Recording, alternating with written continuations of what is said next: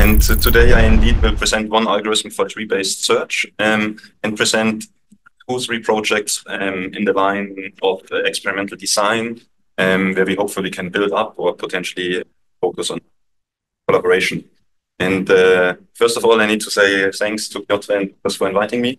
Has been a very amazing stay, and I'm actually staying till Friday morning. So if you want to meet today or tomorrow, I'm very happy to have that opportunity. And it has been very impressive to see how the machine learning group put on the map here again. I think it's very fascinating to see, and it's slightly more for an online audience. Like, I can highly recommend the visit. You basically see the view from the office. It's an amazing institute, so highly recommend it. Thanks for having me. Due to the nice introduction, I can skip that slide. And our group really focuses on the intersection between causality and deep learning. So we try to use deep learning to scale some of the causal discovery algorithms, and sometimes focus on causality applications for learning to make it, for example, more robust. And there are 3 key application areas where causality matters. One is typical treatment effect estimation or counterfactual, especially in economics or in medicine. And one application where I focus today a lot on is experimental design. And the hope is that by learning, for example, an underlying causal graph, you get a better estimate of cause and effect and a better explanation.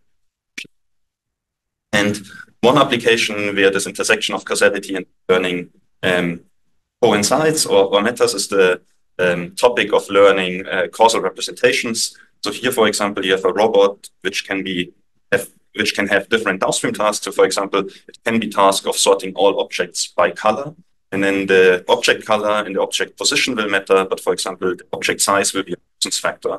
While if you task the robot by sorting all objects by size, then color will be a nuisance factor. And so if you only have pixel values as an input, the hope is that by learning on more structured representations where these factors in the latent representation correspond to the underlying factors of variation, you can build smaller and more efficient models which are more robust to changes in factors. However, if we look at it, then this has certain appealing properties, like this more robustness to changes in nuisance factors, but it's not like this compositional nature is at least not corresponding to the trend which we see currently in it. Right now, the trend is more to build larger models, to build these models on more data, rather than having some structured representation. And we've seen some tremendous successes, from playing Go to beating the best players in Go to ImageNet classification, or now more recently ChatGPT or new weather models and protein form successes. And what these models have in common is mostly that they have been trained on massive amount of data. So one of the illustrations for that is this was from a recent discussion which went viral a little bit. And of course, it's hard to estimate it's hard to know what precisely is happening behind these models, since they are not open source and the training is not open source. Some of these estimates can be wrong, but what we see here is an estimate for the model size, the compute size, and especially the training size.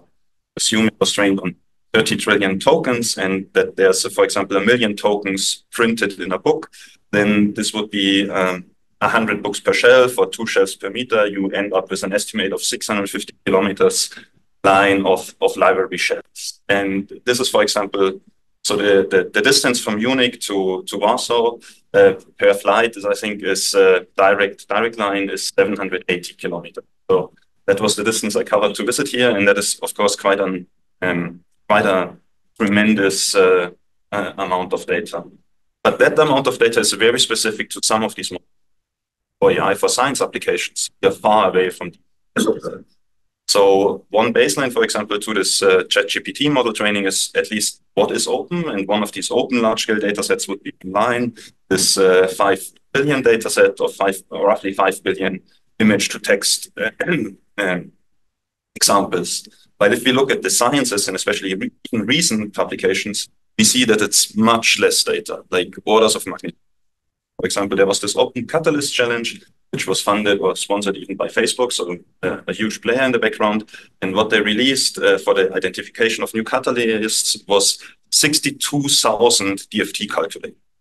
And that's, of course, an amazing data set. It was very costly to curate and to run, but 62,000 compared to 5 billion samples, it was a different modality, but it just shows that there's a different scale.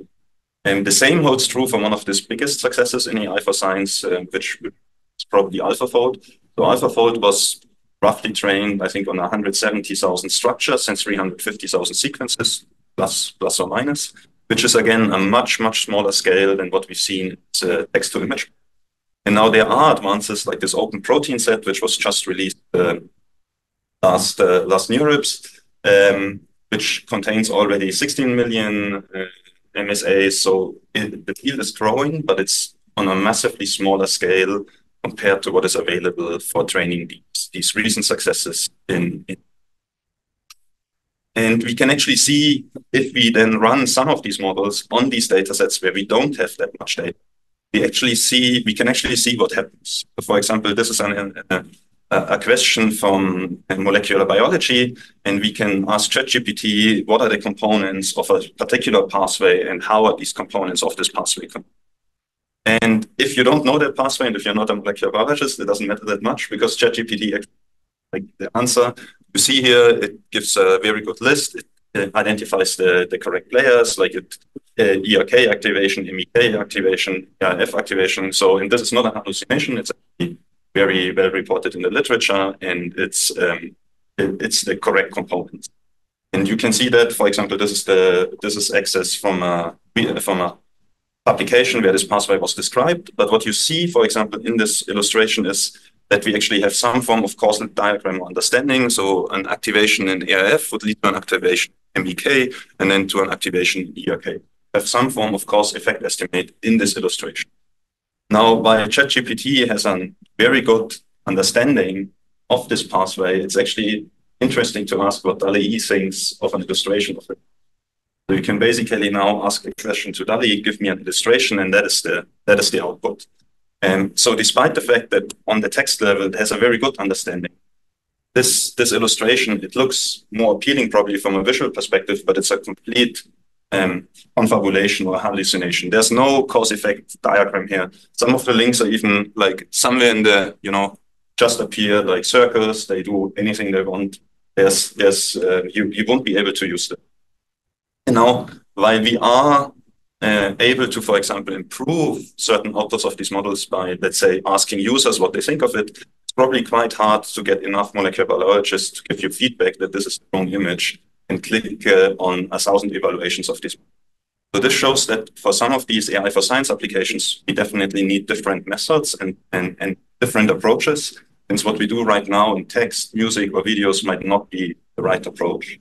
And the other aspect is that we definitely probably need to create a lot of more data to even be on the scale where these models might become useful in some of these applications.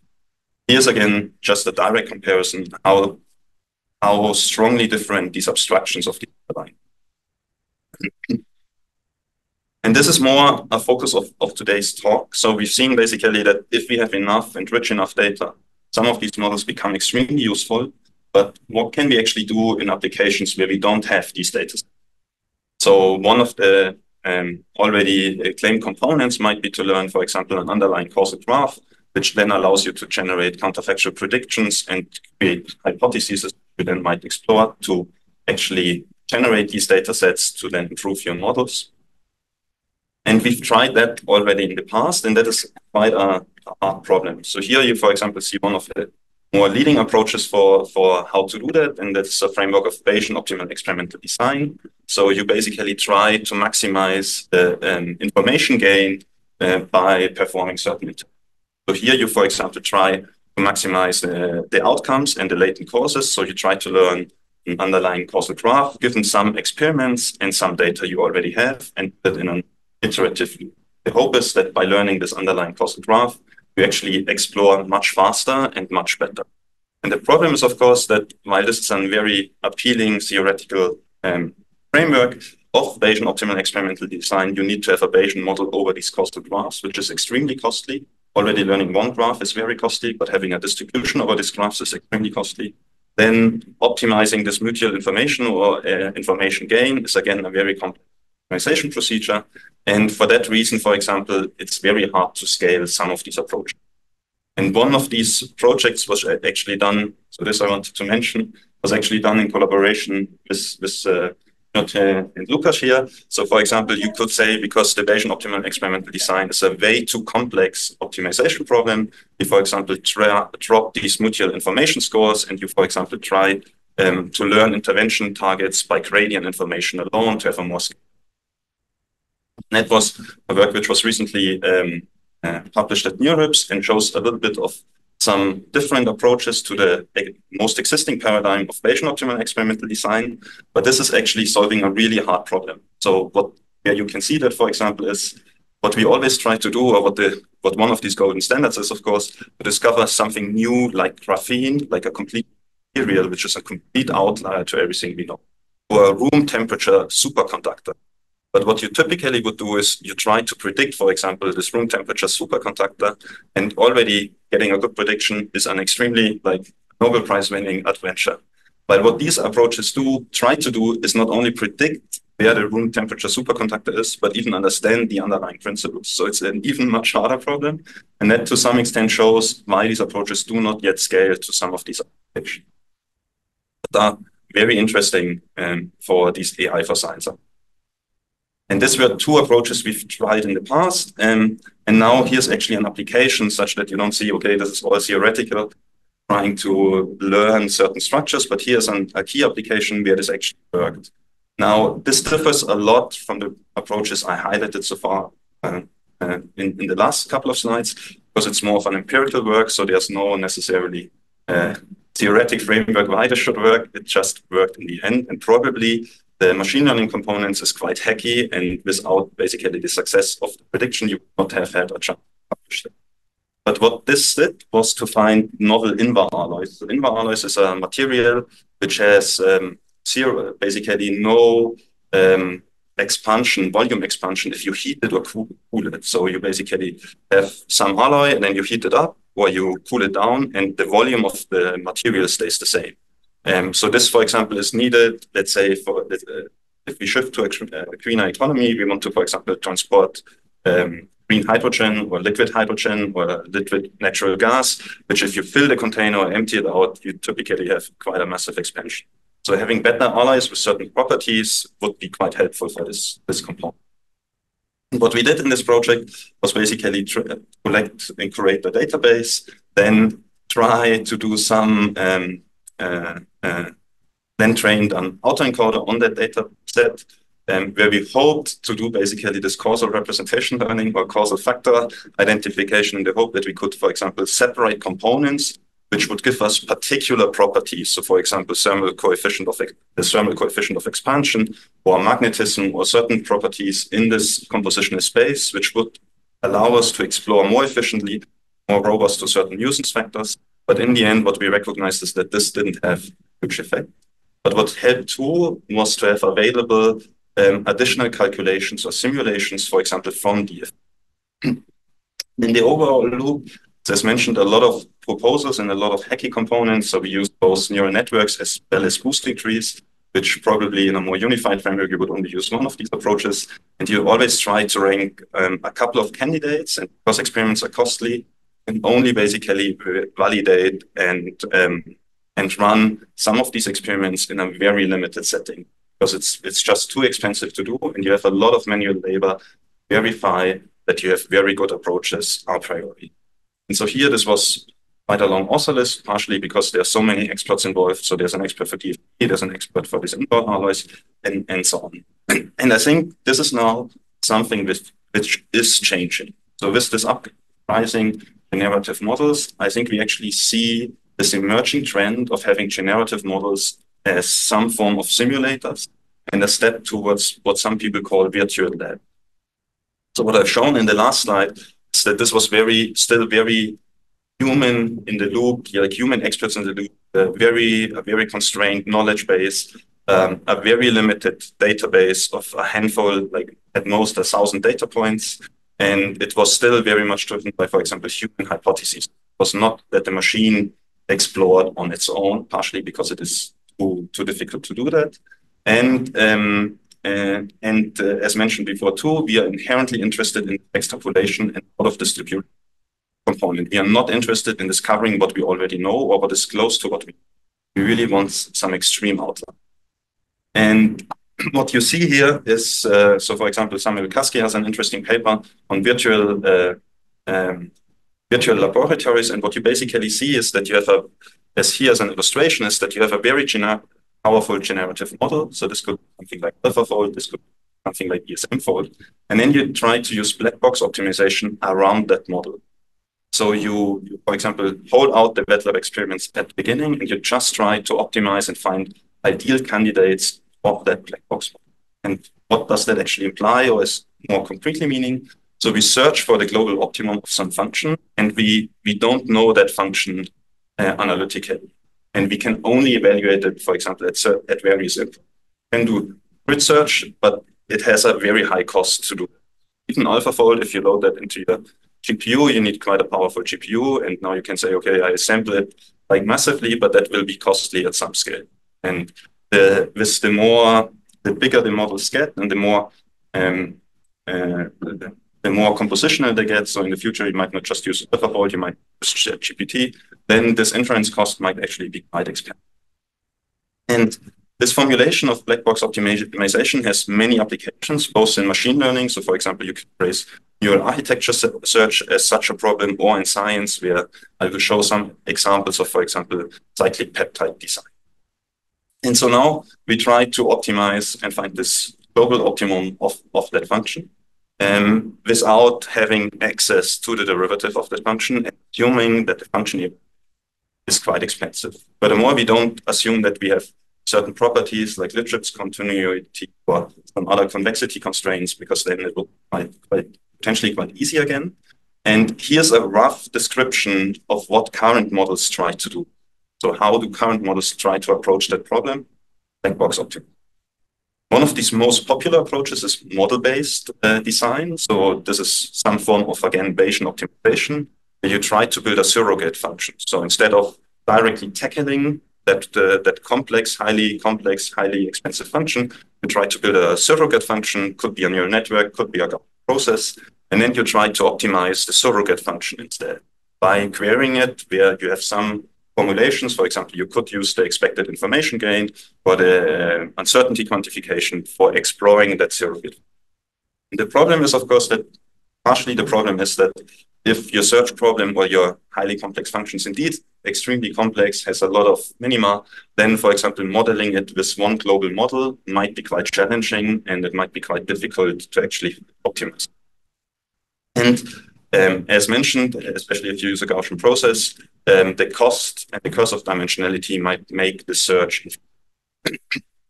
And more traditionally, there are some model-free approaches. So, for example, a simulated annealing or evolutionary algorithms try to optimize that.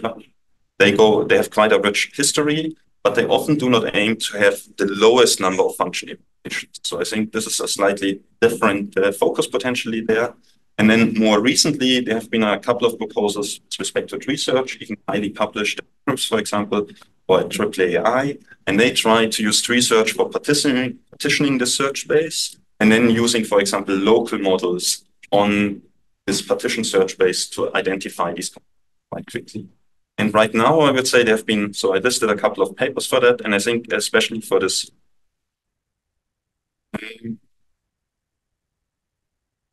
I will be able to move them.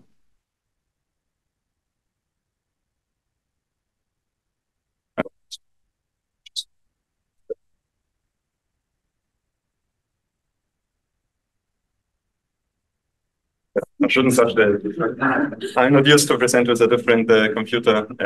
Yeah, sorry for that. And so recently there have been especially new advances in this model-based approaches in Bayesian optimization and in this tree search approaches. And I show some of these results, and I'm quite excited about. And it was actually motivation for coming here, because I think we are just at the starting point for exploring these search problems with these powerful generative models. And I think there's still a lot to do. And so what we have here is, on the left, we have certain complex systems. And we study all of these examples I show here actually in the paper. And that includes examples from alloys, from architected materials, or cyclic peptide. And what we assume to have here is to have some access to certain feature engineering, where you basically have, in this case here, a discrete value for your node values. So for example, here in this amino, in the cyclic peptide example, we have an alphabet of 20 possible letters, and we encode that in a discrete number from 0 to 1. So we have, we assume to some extent to have access to already accessible feature engineering, but this is not the problem where this approach focuses on here. And then based on this feature vector, which has this discrete variables, in our approach, we use different action modes. So an action is defined as a change in this feature vector. And here, at least, we have quite extensive ablations, and what we found works best is to actually split between 3 different action modes. So one is just a one-step move, and that is defined as the smallest change in the feature vector in one value. So for example, if an action is discretized on 0.1 steps, then the single move would just be a 0.1 change in one value, in one child. So here, for example, this would go from 0.5 to 0.6. Then this 1/3, your action is actually a single mutation. So this is a random new assignment to the values. So for example, in this peptide design, here we see basically a change. The numbers are between 0 to 1, and then randomly you basically set one value to any arbitrary value within this range. And with 1/3, you actually have a large mutation. So this is a hyperparameter, how much you randomly permute, but typically that is another 30% of your whole feature vector. And there you set them to arbitrary values similarly to the single mutation, but you don't do that for a single value, but for quite some large, for quite some broad range. So this is basically the baseline, the base part, the first slide. And now come a couple of differences to MCTS, which I think are interesting. So typically you explore, for example, when you have some upper confidence bound where you explore the space and define that. But now for this experimental design, there are indeed these key differences to MCTS. For MCTS, or how it's used, for example, in games, you typically need to simulate till the end state. So for example, you win in chess, you win in Go. Here you don't do that because you directly get the value from your surrogate or from an oracle. So typically it's the surrogate and you just get the value from that function. That might not be accurate, that might be wrong, but you directly take that value. You don't need to simulate the outcome of a game. The other part is that typically you explore, for example, in this upper confidence bound, you explore, for example, all children, while here you don't do that. You quite aggressively, for example, set certain visits numbers for everyone already to +1, such that you don't explore all childs, but, for example, go more aggressively for an exploration strategy. And then typically in this more established MCTS, you, for example, your average value is used across all of these nodes, while here you take directly on. And then there's another component which we found out to be extremely helpful, and that is to just use local backpropagation. So for example, we don't backpropagate these values of these nodes towards the root node because we directly have access to these values from our surrogate. So you only use extremely local information, only update the visiting information towards your root node, but that is it. So you only update extremely locally, don't propagate towards the higher levels. And this local propagation was actually extremely useful to avoid local min. And there are many ablations of all of these components in the publication, but I want to show a couple of examples.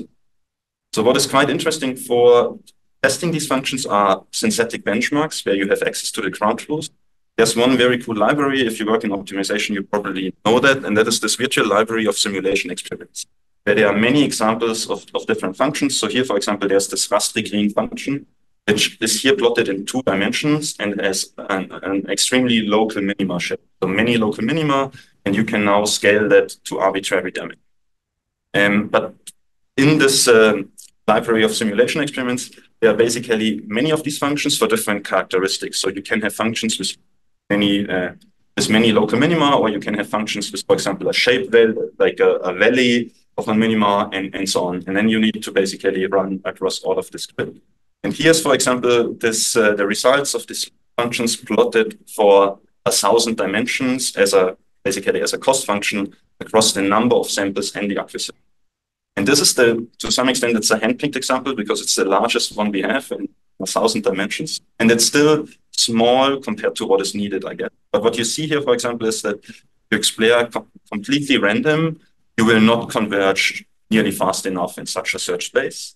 What you likewise see, and this is the advance where I personally was quite surprised. So this turbo method, which is more of this Bayesian optimization method, which uses some form of Thompson sampling truncation of the search space. So it's quite a more advanced method from 2019. That works quite well, like much better than the other approaches, I would argue. But it runs into massive problems with respect to the memory cost and convergence cost, such that you actually can't run it too long. So, for example, it stops because it's becoming too costly. And that is already quite different to most of these other baselines. And here are some more examples to show across some of these additional benchmarking functions in 200 dimensions and 100 dimensions. And both Ackley and Rosenbrock have different properties again. And you even see some uncertainty, and you see some convergence of the algorithm. But it doesn't, it's just a subset of 3 examples from this virtual library of simulation. What is now interesting, I think, is what we try to do in this work is to go beyond just the simulation of synthetic experiments, but to have something along these lines of a virtual lab. So this is, of course, quite a high-level argument, but there are across multiple applications. So we discuss 4 in the paper, from material science, physics, instruments, and biology. So it's across the chemical and biological space, where some of these simulators are available. So in material science, we use finite element methods, and in biology, AlphaFold.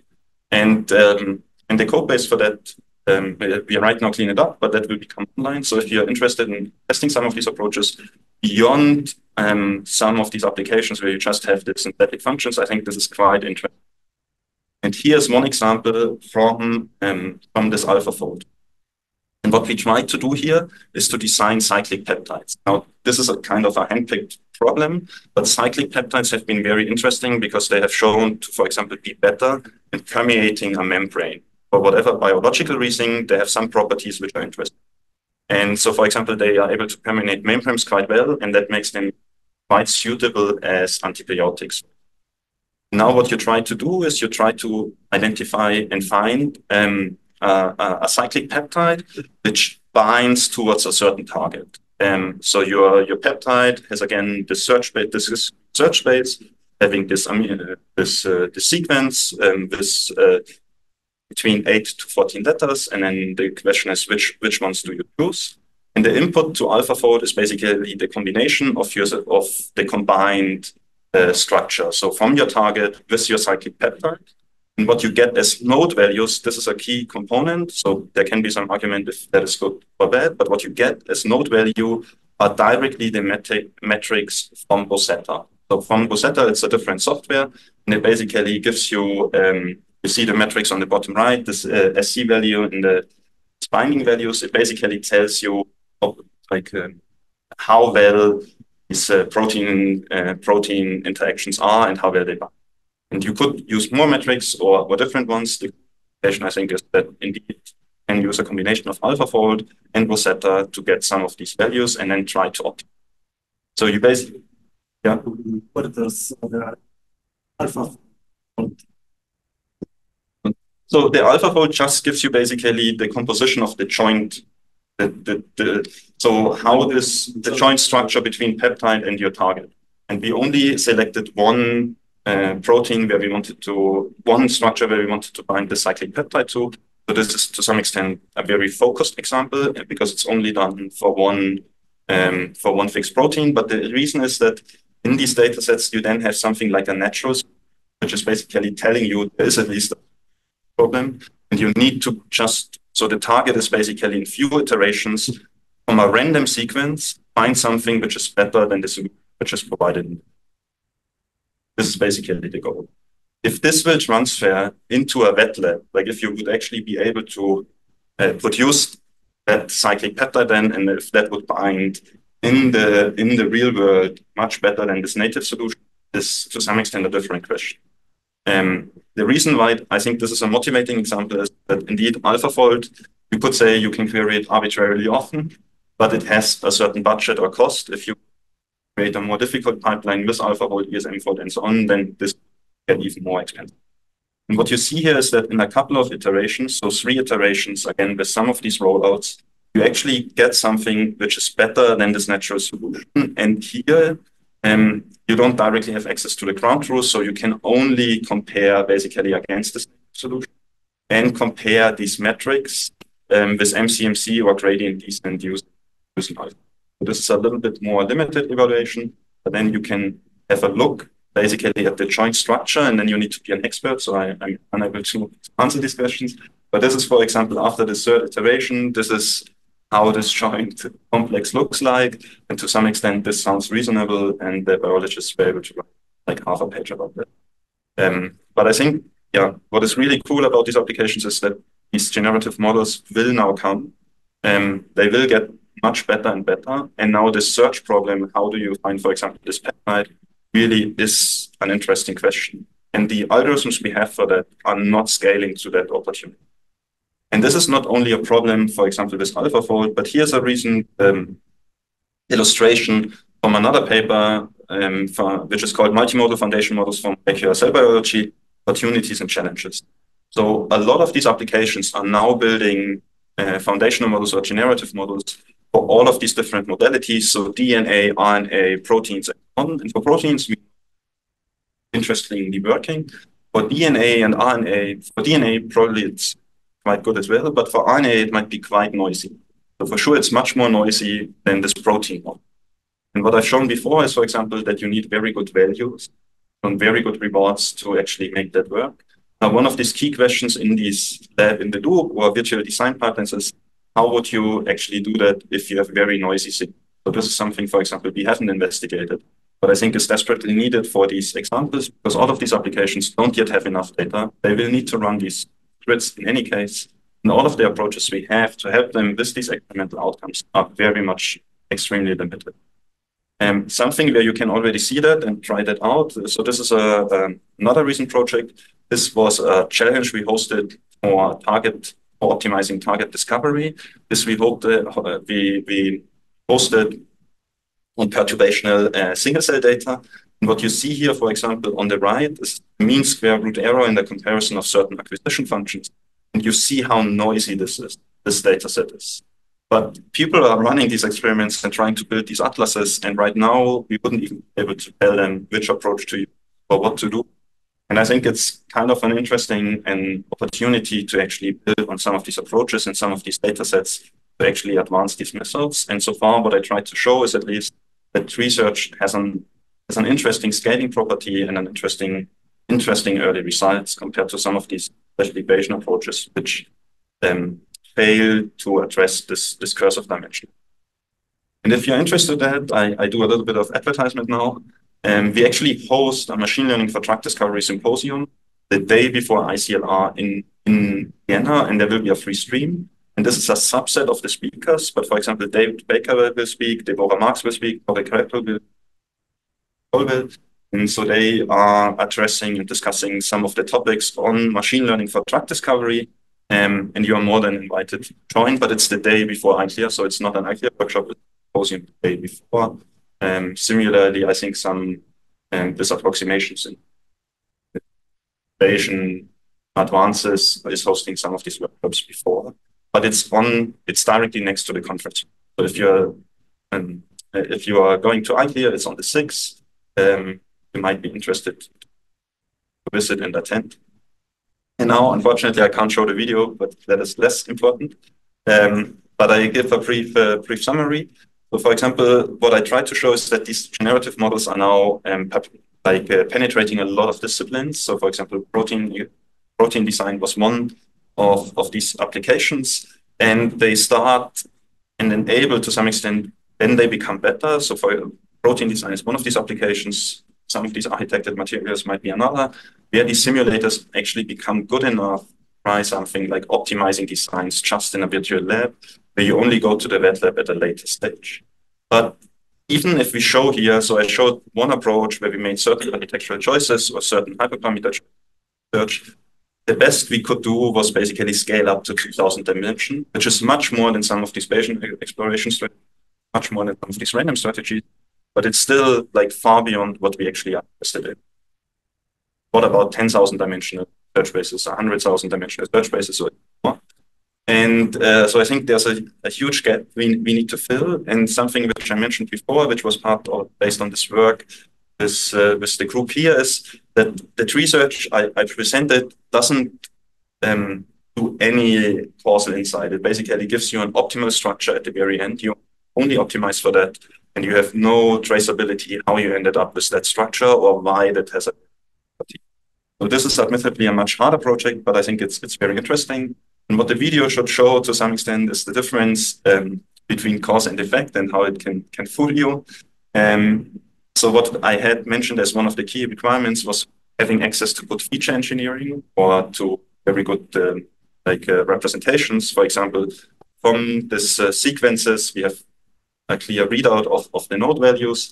What happens if this is very noisy? What happens if there are only visual input, for example? This is another, I think, interesting topic, which I would be very, very happy to discuss. And because I know that you have excellent students here, we actually have funded research days available in Munich or other collaboration forums. If you're interested to visit, feel free to reach out. We don't have as nice offices. We are not in the city center, but maybe it's interesting just to come for a short term stay as well. With that, I think a couple of collaborators, I mentioned some of the works, especially the co-authors of the trust your gradient method which I presented, which are from Warsaw. And with that, I will already conclude and happy to receive some questions.